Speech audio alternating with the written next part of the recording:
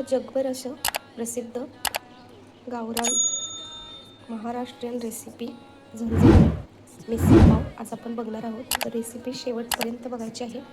खूप मस्त आणि टेस्टी आणि सोप्या पद्धतीने मी आणि खूप छान रेसिपी आहे. तर शेवटपर्यंत नक्कीच बघा. आणि चॅनलवर नवीन असाल तर चॅनलला सबस्क्राईब करायला विसरू नका.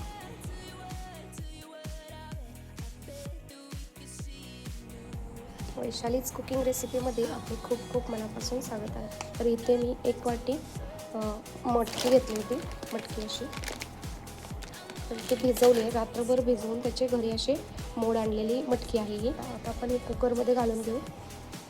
तर इथे बघू शकता आपण कुकरमध्ये हिला घेतली आहे, धुतलेली आहे ही मटकी. त्याच्यामध्ये मीठ घालू, 1 चमचा मीठ, 1 चमचा हळद घालू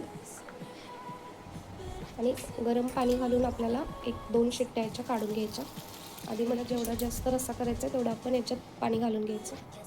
तर इथे गॅसवर ठेवू आपण आणि 2 शिट्ट्या काढून घेऊ. आता तिथे गॅसवरती आपण मटकी ठेवली शिजायला. तोपर्यंत आपण ह्याचा मसाला तयार करूया. इथे मी तीळ घेतला आहे 1 चमचा, दालचिनी, गरम मसाला, जिरे 1 चमचा, धने 1 चमचा, हिरवी वेलची, काळी वेलची आणि 5-6 मिरे आहेत, बघू शकता. खोबरे घेतले आहे अर्धी वाटी, 3-4 मिरच्या, गुळाचा खडा, चिंच, आलं लसूण, कांदे घेतले आहेत 2 मोठेच कट केले आहेत कारण मिक्सरमध्ये फिरवायचे आहेत आपल्याला. टोमॅटो घेतले आहेत छोटे 2, कोथिंबीर घेतले. हे सर्व आपण भाजून घेऊया कढईमध्ये. गॅसवर कढई ठेवले. आपण याच्यामध्ये 1 चमचा तेल घालू. आता तेल जास्त घालायचं नाही कारण आपल्याला परत एक फोडणी द्यायची आहे, तेव्हा आपण तेल जास्त घालायचं आहे. आता फक्त मसाले भाजण्यासाठी तेल घातलं आहे. तेल छान गरम झाले की त्याच्यामध्ये आपण खडे मसाले घालू. जिरे, मोठी वेलची, काळी मिरी, धने, तीळ, दालचिनी, खोबरे, आलं लसूण,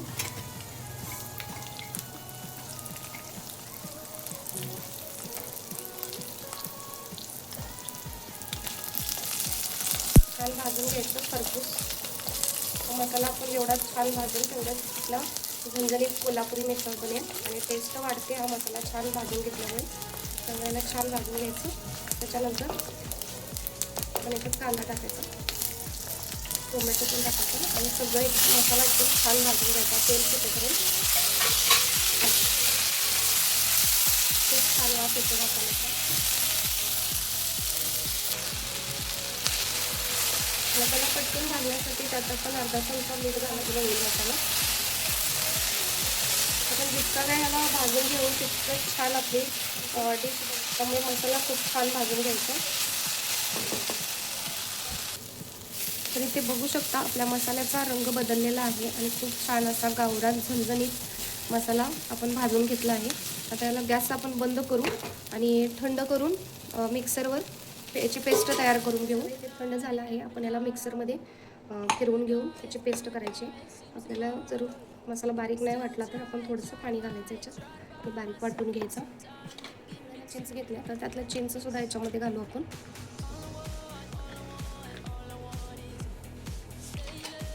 कोथिंबीर घालायची आणि छान याची पेस्ट तयार करून घेऊ. तर इथे बघू शकता मी त्या मसाल्याची 2 वेळा अशी अर्धी पेस्ट बनवून घेतली, प्युरी करून घेतली, एकदम बारीक केली. पाणी टाकून करायची म्हणजे छान होते. तर इथे कुकरच्या 2 शिट्ट्या झाल्या आहेत. आपण कुकर उघडून बघूया. थंड झाला आहे कुकर.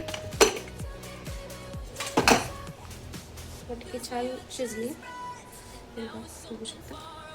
तर आपण याला बाजूला ठेवूया आणि मिसळची फोडणी बघूया. मिसळ बनवतोय, झणझणीत मिसळ, त्यामुळे त्याला छान अशी तरी आली पाहिजे. तेल गरम झाले की त्याच्यामध्ये आपण 1 चमचा मोहरी घालू. मोहरी छान तडकल्यावरती आपण त्याच्यामध्ये हिंग घालायची आहे, पचनाला चांगली असते. आता इथे लाल काश्मीरी पावडर घेतलेली 2 चमचे आणि हा गावरान काठी मसाला, याची रेसिपी मी तुम्हाला डिस्क्रिप्शनमध्ये देईन. आणि गरम मसाला आहे. आपण हे काश्मीरी पावडर याच्यामध्ये घालू आणि हा मसाला घालू. मिक्स करायचं म्हणजे मसाले जळणार नाही आणि तरी छान येते. छान भाजून घ्यायचं आपण. झणझणीत अशी मिसळ बनवतो आपण.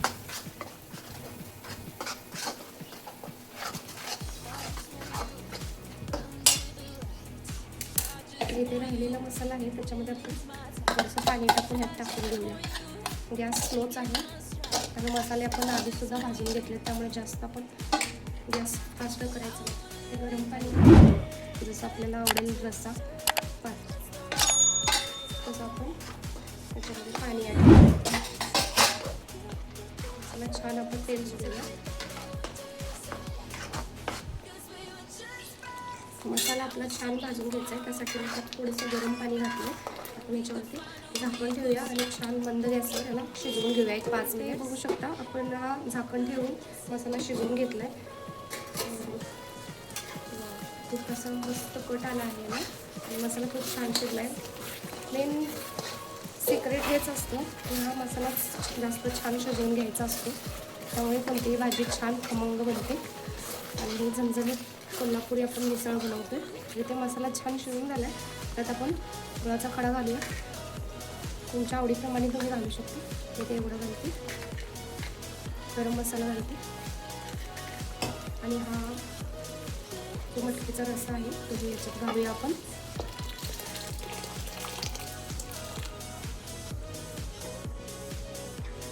छान मिक्स करू.